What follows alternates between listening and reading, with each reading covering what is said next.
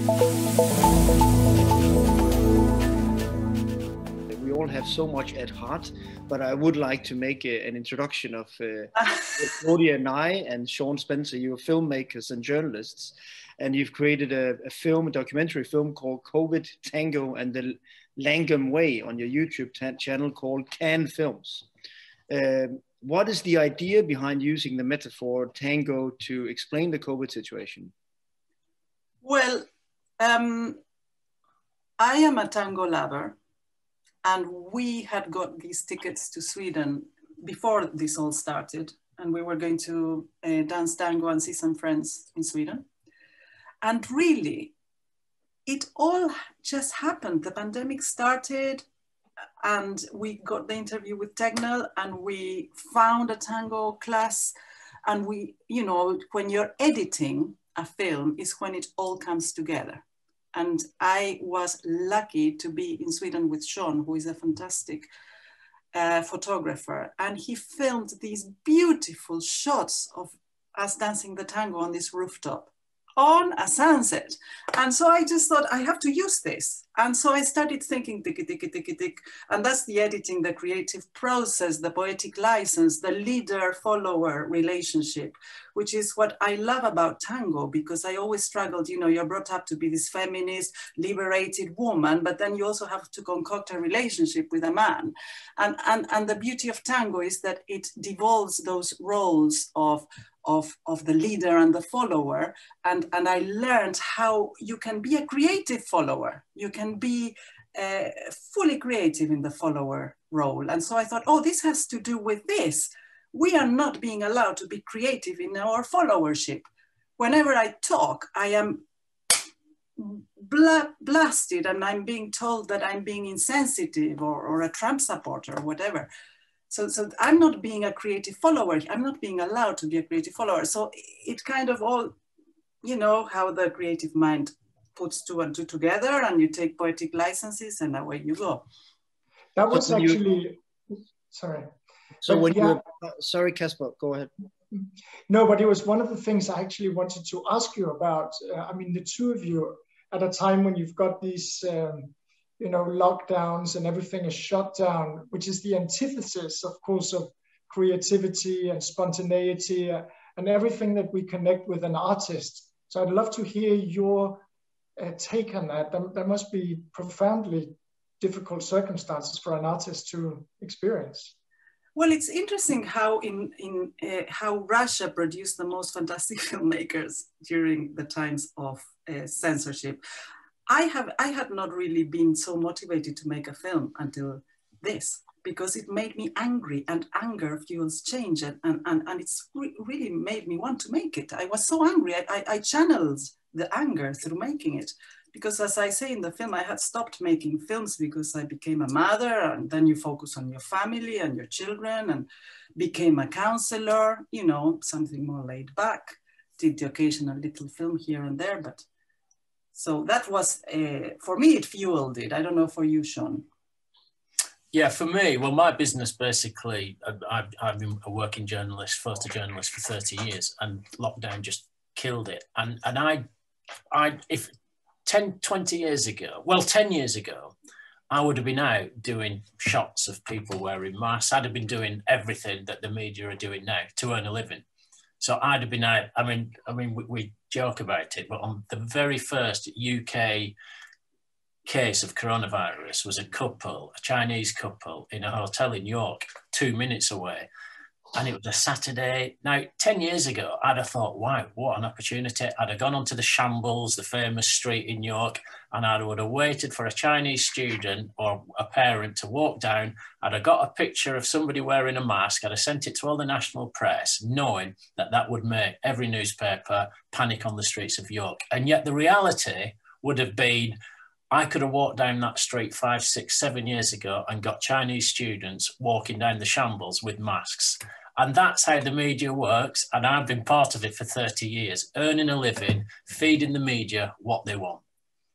And I didn't do it because I've lost the motivation to do it. I've just got to an age where I'm not desperate to pay the mortgage. I'm not desperate to feed the kids. You know, I've got to a stage where I can pretty much do what I want these days. And I just didn't have the motivation to do it. But I would have done that. I would have done it, and I'd have been part of fueling fear in the UK. And it's interesting because I think that a lot of the decent people are people who have retired from the jobs. We don't need those salaries, so we can really say how it is.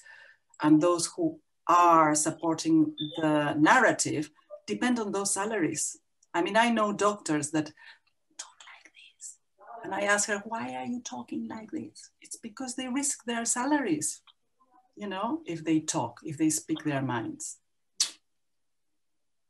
So we are the liberated oldies. Fantastic. But that's, yeah. The main character in the documentary is Anders Tegnell, Sweden's chief virologist, who is one of the most noteworthy doctors. He became so, especially during the last year, in modern time, actually, because he chose a different approach to the COVID-19 situation than almost any other country or person in his position chose worldwide. And he's quite confident that he did the right thing. So most people know that Sweden chose a voluntary and open way to deal with this situation instead of lockdown. And how you got the interview, and how was it? How was the experience in general with him during the production you made?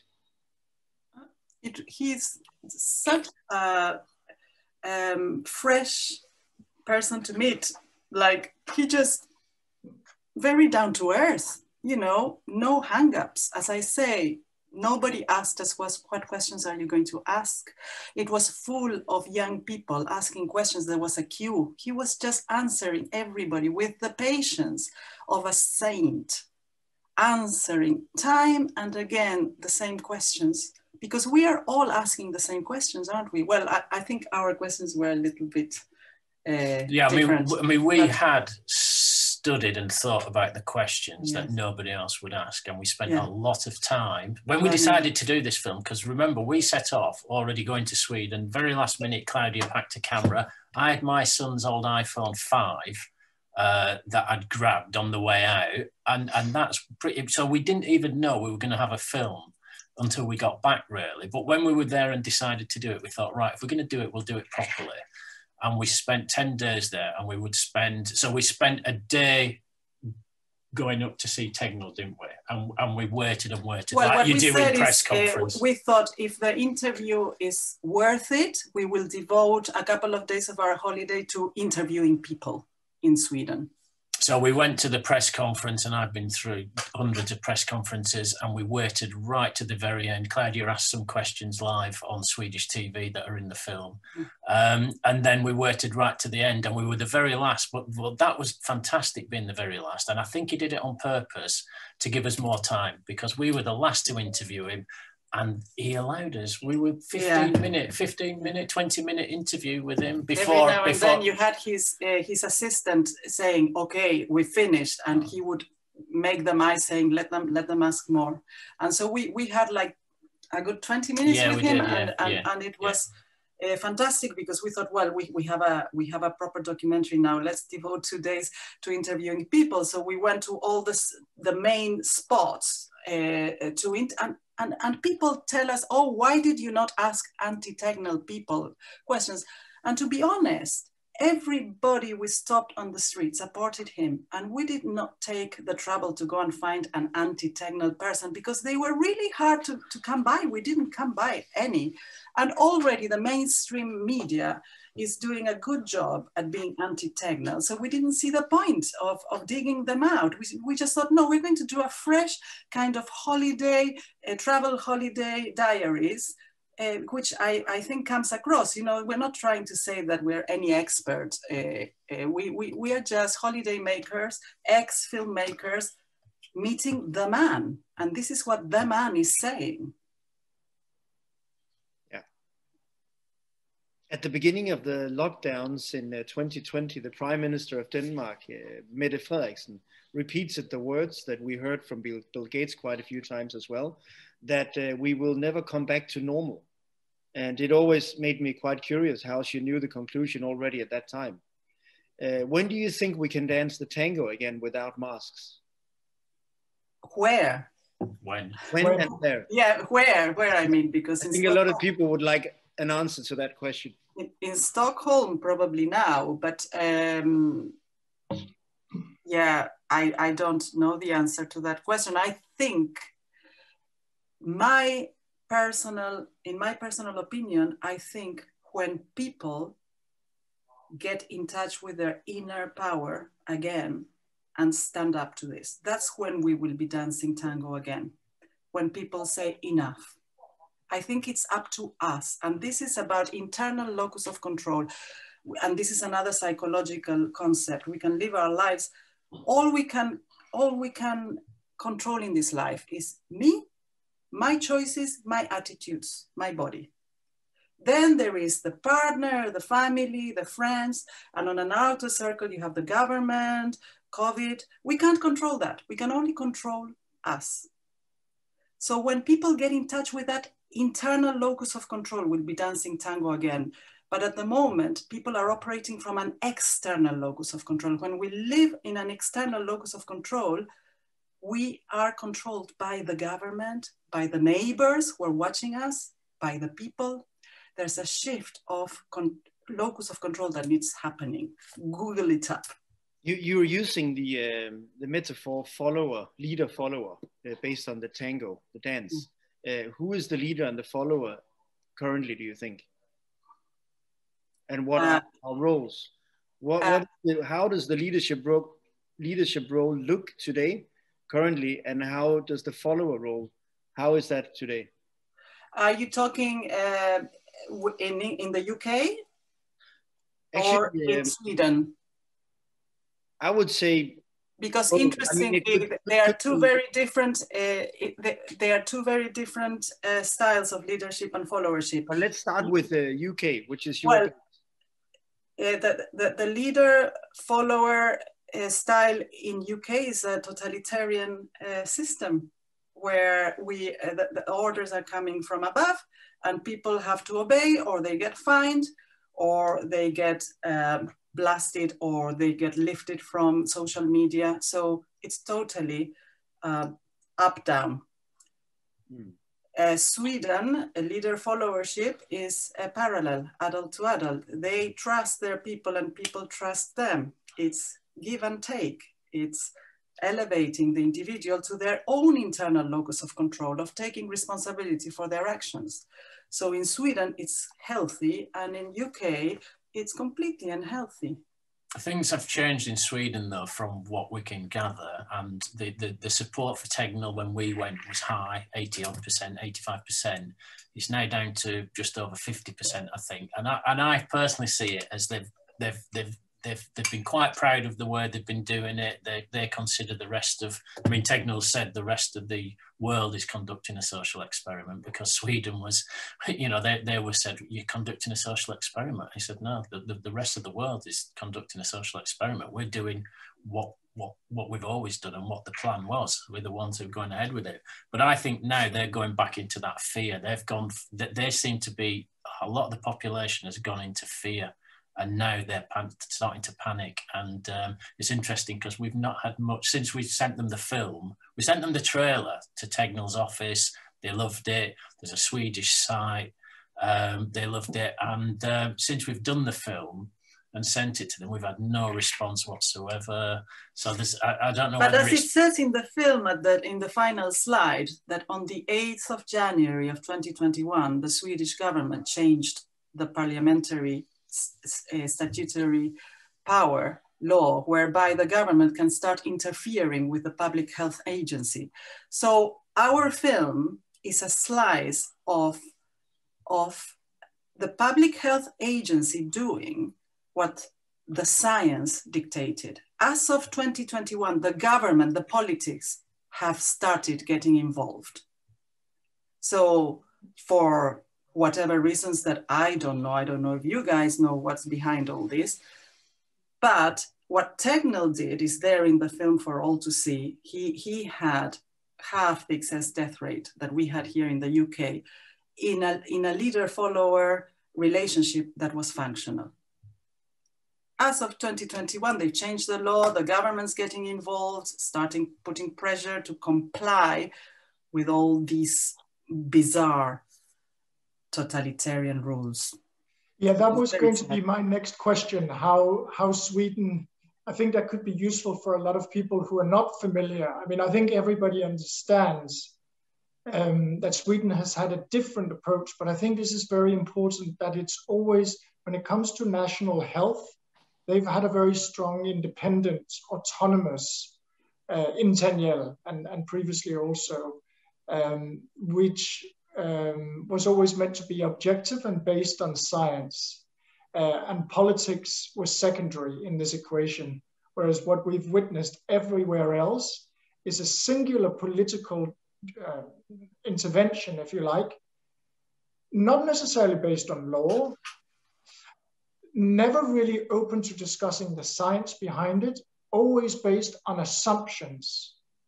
And all the assumptions we've had have been, you know, out of the extreme. The UK, I guess, is the best example, with some of these mathematical modelers who came out with the most absurd projections, which of course were nowhere near the truth. But perhaps you can just sort of describe, is it Tegnell's personality that has driven this, or is it a public system that's different, and what can we take away from this? Well, Sweden, if you know that it was not in any of the world wars, they stayed neutral, so they did not have this.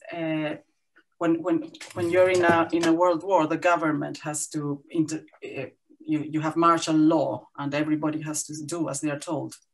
They had not been in the World War, so they didn't have this martial law. So they got away with it. Tegnell did what Tegnell did, and no politics could interfere. And so you had the people who were bending to the media pressure and asking Tegnell to do what everybody else was doing in the world. But he was not. He was just calm as Larry, just saying, no, I'm doing what the science says, sorry. And so that is why they got away with it. But now January, unfortunately, they've reverted and changed it under peer media pressure.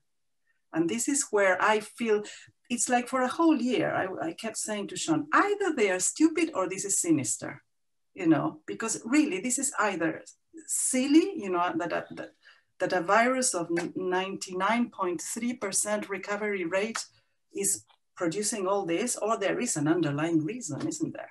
So Sweden escaped through the cracks.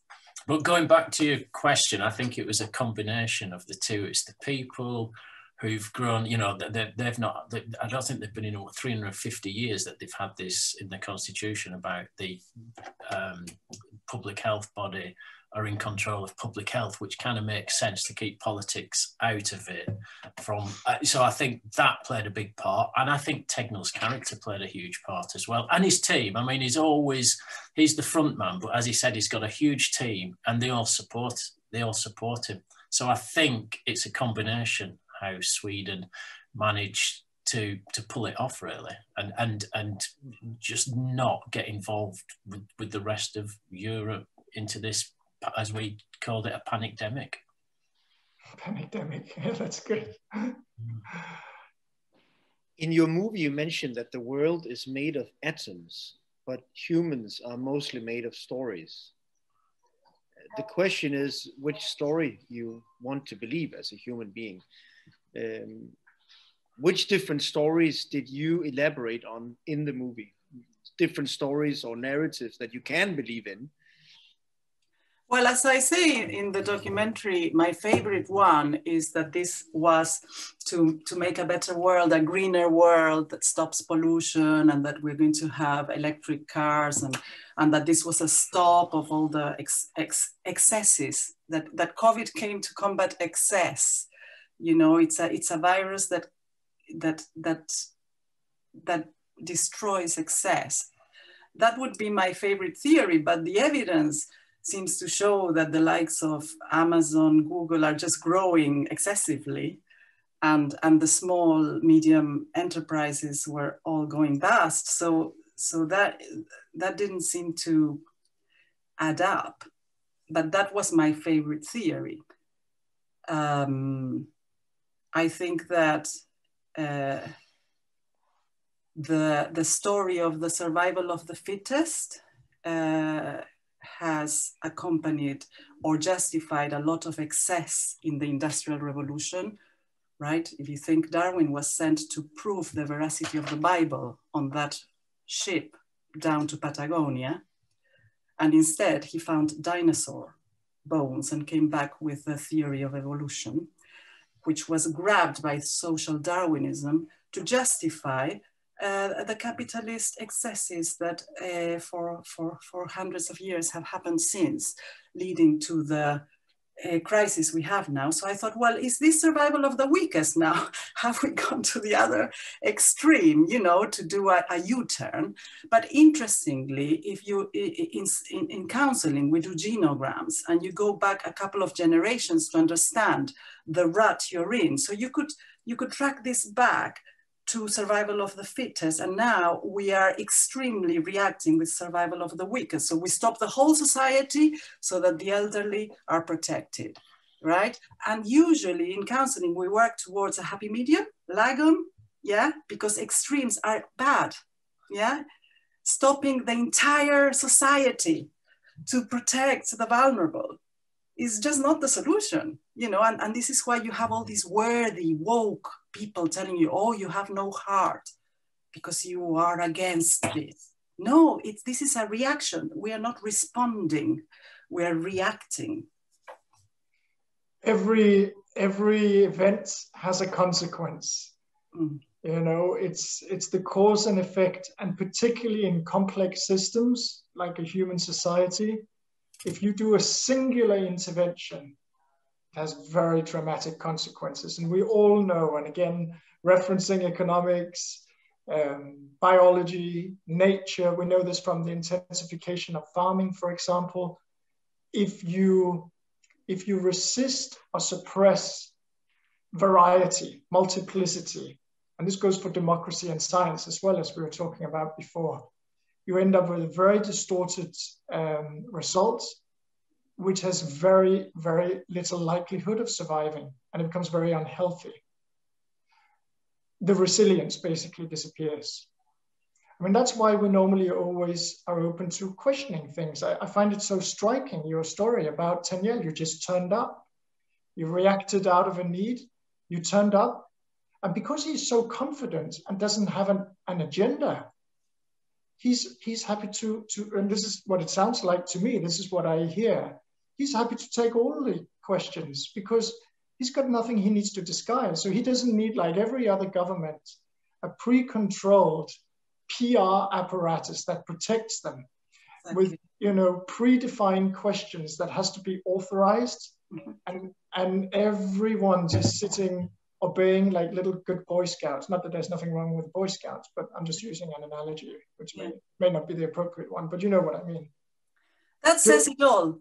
That says it all for me. The fact that he's just so freshly open to be asked any question. And then here we had these, you know, just ridiculous press comunicados with the filtered questions from a laptop.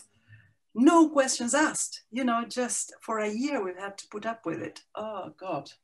Chris, I found your point about, you know, with all your experience as a journalist and in media, how with language and of course the selection of both stories and the emphasis, but also the images that you present, how that can deliver a very, very singular story. Well, what we didn't want to do is go down the. I mean, we didn't even know what the word lagom meant until we got to Sweden. When my friends who I've known for a long time just happened to bring it up in conversation, and we said we'll mention it at Tegnell. We'll ask Tegnell about lagom, and he said, "Oh, maybe just explain to the viewers what it is." Well, Lagom, which is... No, because that's the end of the film. You have to watch the film to find out what Lagom, because really it becomes the crux of the matter. I think that Lagom is the answer, and that's what your friend said. We went to stay with Sean's friends, and he said, it's Lagom. Yes, so my friend is English, has lived in Sweden for 30 years, Swedish wife. So I go regularly. So that was why we were going in the first place. And then the pandemic, the lockdown came. So that's when we did, you know, we go ahead with it, because Sweden was one of the few countries we could get into, and we'll make a film. So friend Pete just happened to say, yeah, this is typical Swedish. It's Lagom, everything in moderation. And we said, we'll ask that question, yeah, and we'll ask that question. And Claudia did ask it in the film live on Swedish TV, and it did good, you know, and that's, you know, so I think that that became a big part of the, you know, Swedish way of dealing with it. They just took it, you know, they looked at both sides and went down the middle, whereas we've just experienced, like Brexit, massive divide. Just it was either one side attacking the other attacking them. There was nothing in the middle. There was nothing in the middle, and that's what we've had to experience. Talking about the middle, you were asking about which hunch do I think, which story do I think is behind this, and I think we mentioned before, when we talked before, that I really think, and it's about this happy medium. And in the film somewhere we say, you know, the bat needs a left and a right wing to fly. Well, Sweden knows this. Sweden is a social democratic, socialist democracy, right? And they have high tax, and it's a mix of left and right wing, a successful one. It's in the middle. And China knows this too. And the neoliberal market, Europe, have realized they can't compete with China while they are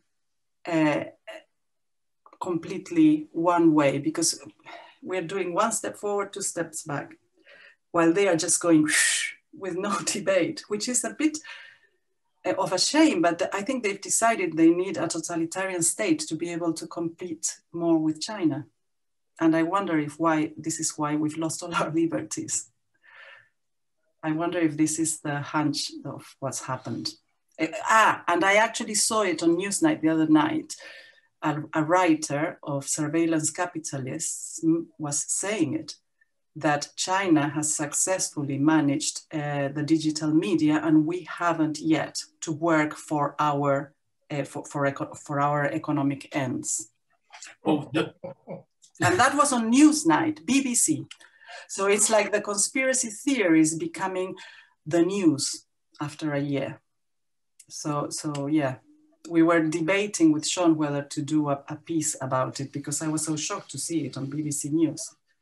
But we wanted to, when we made the film, we wanted to be fairly straight down the middle and not be, yeah, I mean, I know we went and we were anti-lockdown, but we didn't want to go down the conspiracy. Claudia mentions them in the film, various conspiracy theories, but we just wanted to be fairly down the middle. And we did have a debate at the end of the film whether we should just leave it open for people to make their own minds. But Claudia was kind of wanted to say, well, no, my stance is I'm anti-lockdown, so I'm putting it in. Which, yeah, because in the final line, when I say I wish world leaders admitted lockdown did not work, Sean was against me putting that line, because Sean in a way has been my Lagom. He has kept me moderate throughout, because I'm a bit more opinionated, but you have been good at, you know, at putting me in check. Because the idea is that we want to appeal to the woke. There's no point in preaching to the converted, is it? So we want this to be seen by those who are just following, like, you know, like mice after the Pied Piper. So I think that has done that job, because a lot of people have said, oh, I can show this film to my wife and to my parents, because they will relate to this, because it's not this angry language and full of conspiracy theories. Like, I sometimes feel that David Icke was planted, because he was talking about, you know, people, the rulers coming from reptiles and being, you know, pedophiles. So I think if you come with that to people, people just close off. Even I can't relate to that kind of theory. But, you know, if you come from a place where they can associate with you, oh, look, she's a bit like me, I like dancing tango, she's just a mother. So then you probably can access more the people that we want to access. But isn't this exactly, there are two things. I want to take up this point afterwards about presenting China as something we need to compete with, that you know, we are losing the battle against China. I profoundly disagree. And I think this is very, very important.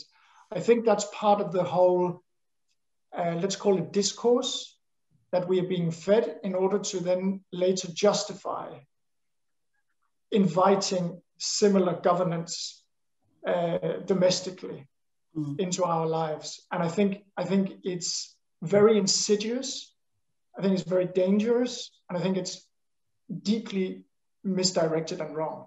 Leave that aside. Let's leave that for now, because I don't think that they're in any way successfully out-competing us. Both environmentally, we're beginning to learn what's going on in Xinjiang with the Uyghurs, with slave labor.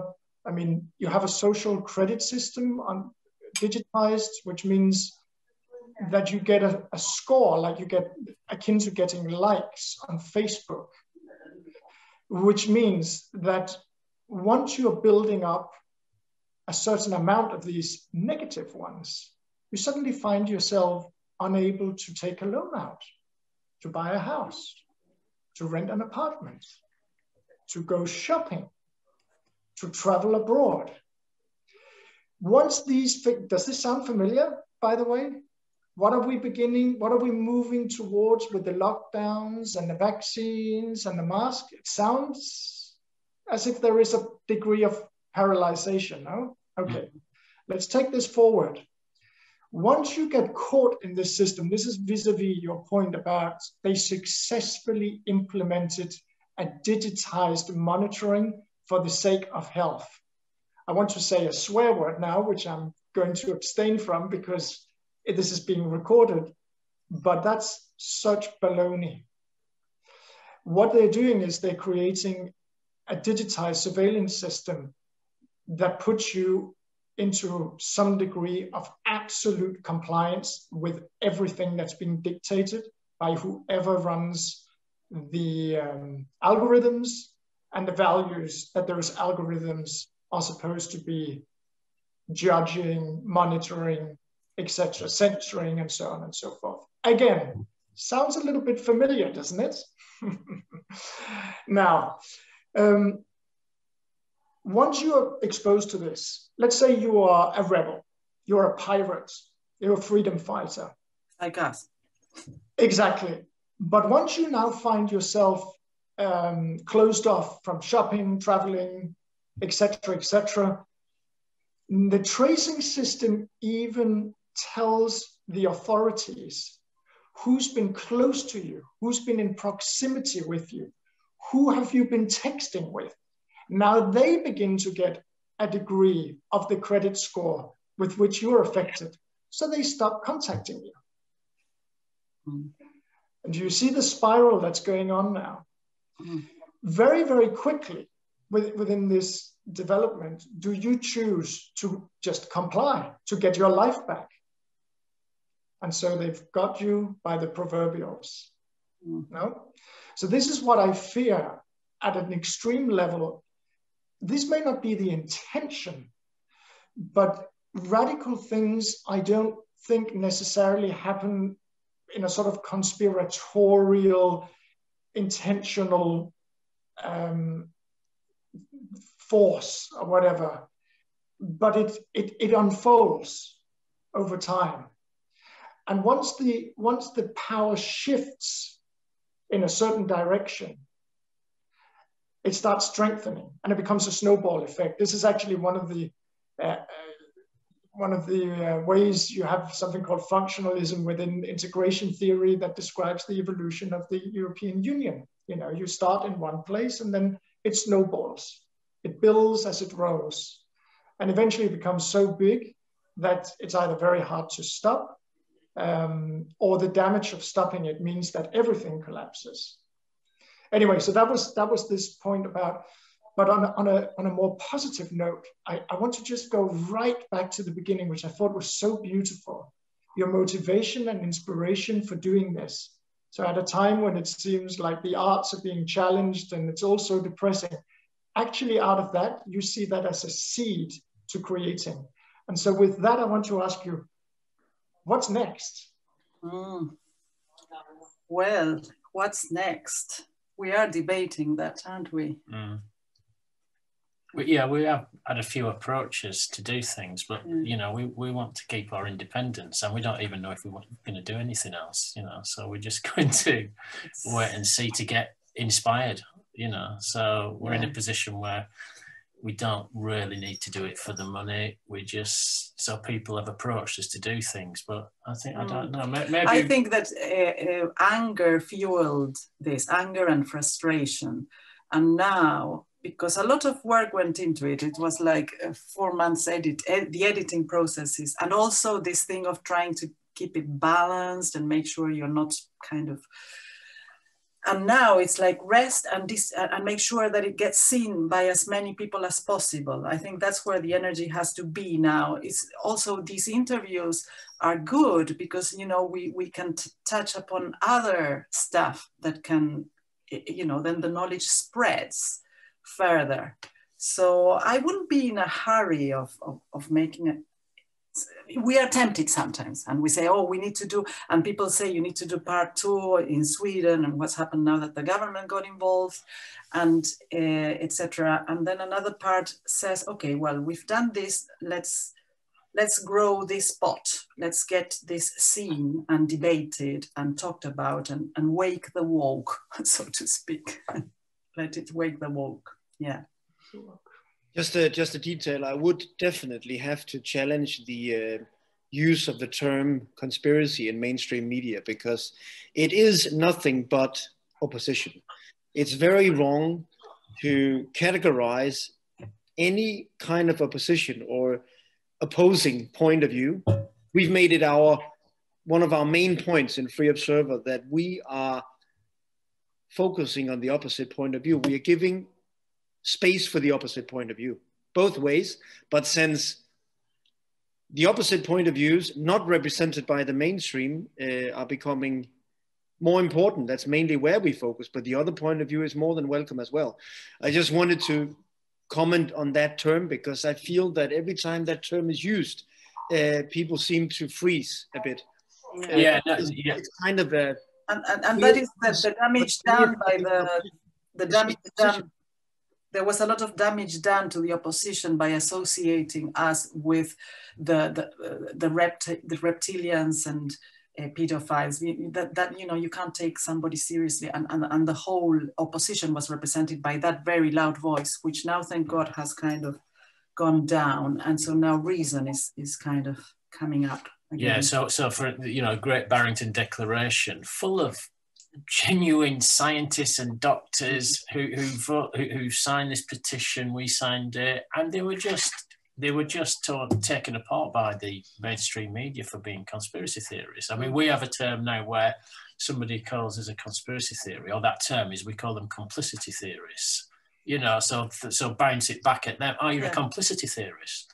Yeah. But I made a post actually on Facebook about half a year ago or less. And I said, I've run out of conspiracy theories. Can you give me some more? Because everyone that I was talking about or discussing came true. So I think we should, another way to challenge the concept conspiracy would be to say, where did the main conspiracy come from? In my opinion, it came at the beginning of last year, when mainstream media and politicians, in a coordinated effort, said that COVID-19 was going to, for example, kill 500,000 people in the UK. That's 2 million. Not only it was a lie, It paralyzed the people. It set us back, and it has to have a price. There has to be a consequence. So we really should be cautious taking that concept in, because that concept actually comes from another way. It comes from mainstream.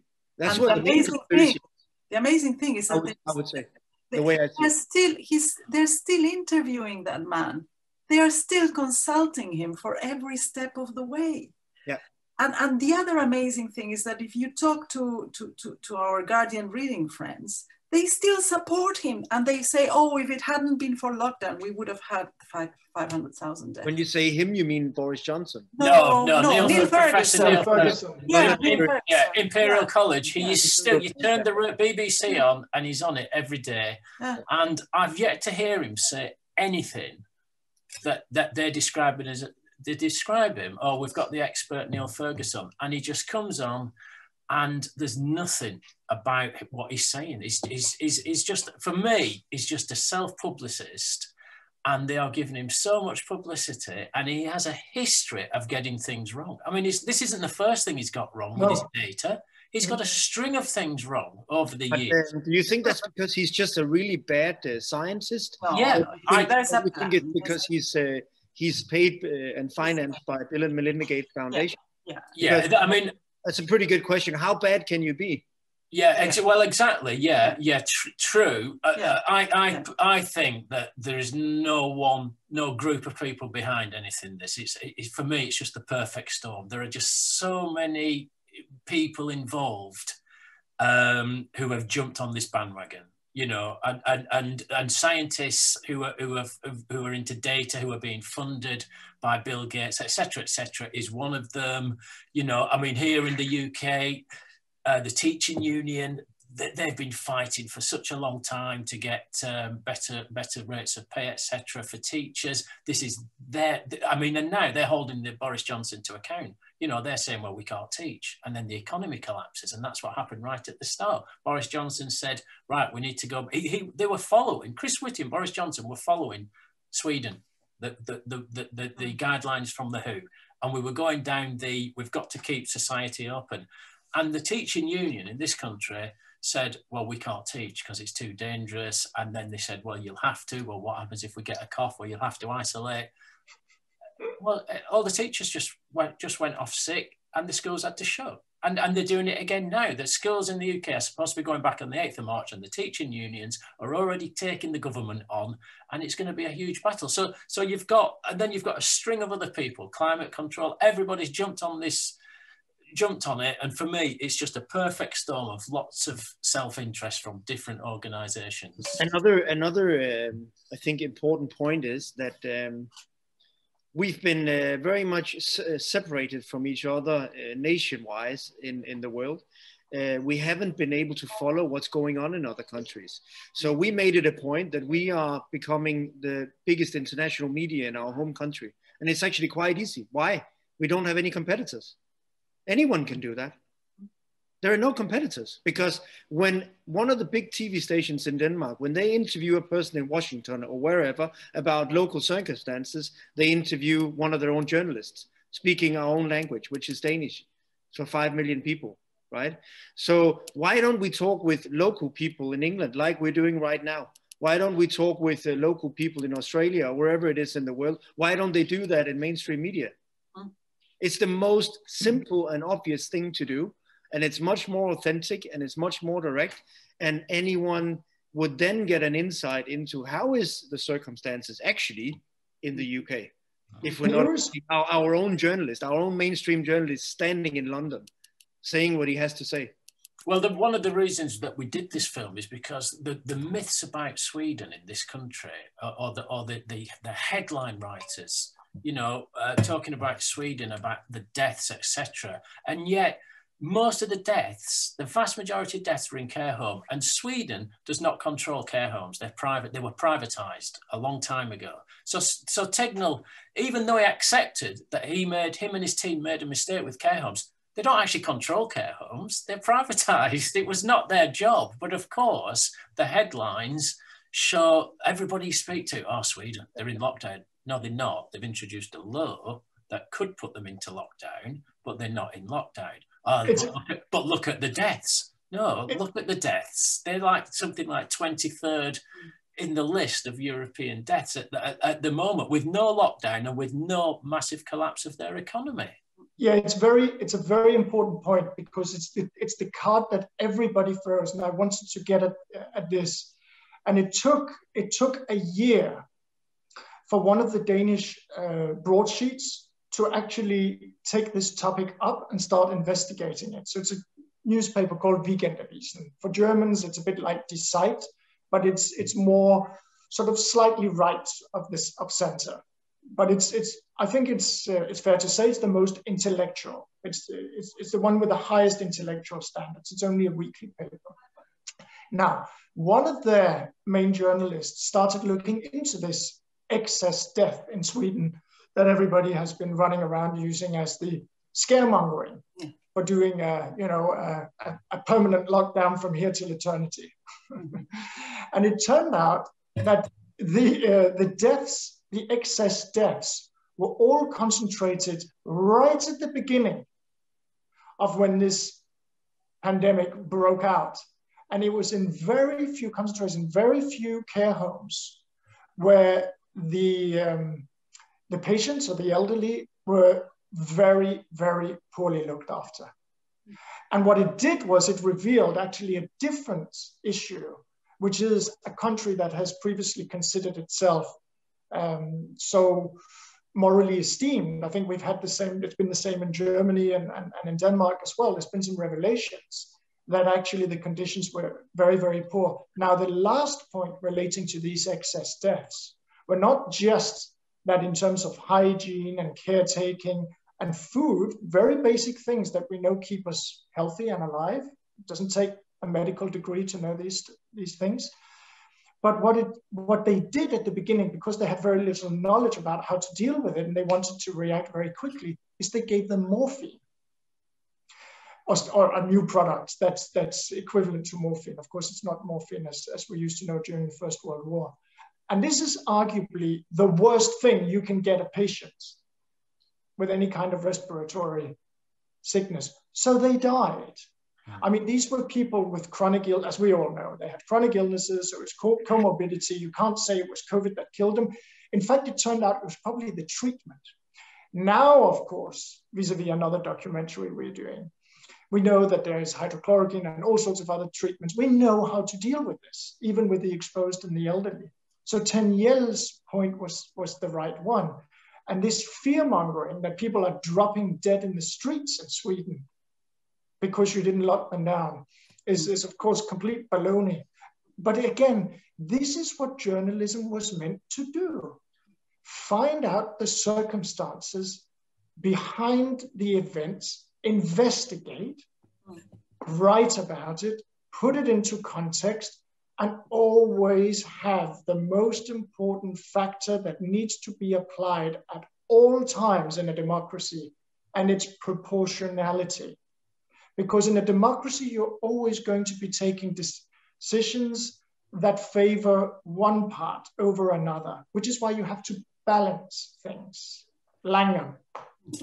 And going back to journalism, you know, we were always taught you get two sides to an argument. So you get Professor Neil Ferguson on the radio talking about 500,000 deaths, his data, how we have to lock down. You then get somebody on the Great Barrington Declaration, Gupta, for instance, talking about the opposite and let people make their mind up. That's really first year basic journalism, to get two sides of a story. We seem to have just got the one side of the story. Forget everybody else is dismissed. It's staggering. It's absolutely staggering. But going back to the care homes, locking down the rest of society would make no difference. The care home issue was locking down the entire population would have had no effect on care homes. Nada. None. Also, another thing that's that it has exposed is that both in the States and I think in the UK to a great extent as well, but in all Western countries, but it's been particularly prevalent in the States where the dichotomies and the differences between the haves and the have-nots are so stark, right? So the deaths are really concentrated within ethnic minorities and social classes that are at the bottom rung. So what you, of course, should have done is that you should have made interventions that are supportive of them, and all these hundreds of billions that are now, you know, approaching the trillions, at least in Danish kroner, could have been spent with bettering people's lives inconceivably. I mean, to an extent we've never imagined before. But even if we just spent a fraction of the cost of this, and any of these lockdowns have absolutely, amongst, you know, the rest of society, will have had no impact whatsoever on those who've been exposed. I mean, we saw this anyway. So it's a completely wrong way of well, it's a classic case of the cure has been worse than the illness. It's a classic one.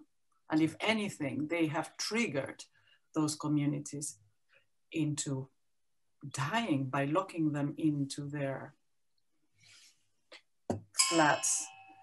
So in the UK, in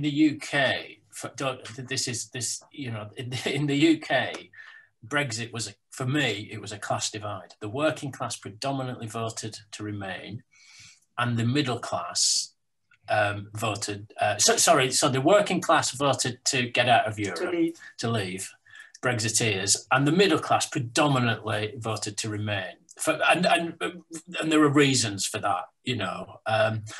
And when it comes to coronavirus, it's pretty much the same. The working class in the UK are out there working. The ones who are allowed to work are out there working. The roads, it's been a really bad, for lockdowns, it's been possibly the worst lockdown ever. You've got half the population working, and these are the working class people, and men and women in their 50s and 60s out working, delivering food and whatever, and DIY to the fit and healthy middle classes. To the lockdown guardian readership. Yeah. They're delivering their creme brulee. So the fit and healthy with their gardens are all indoors with their laptops teaching their kids.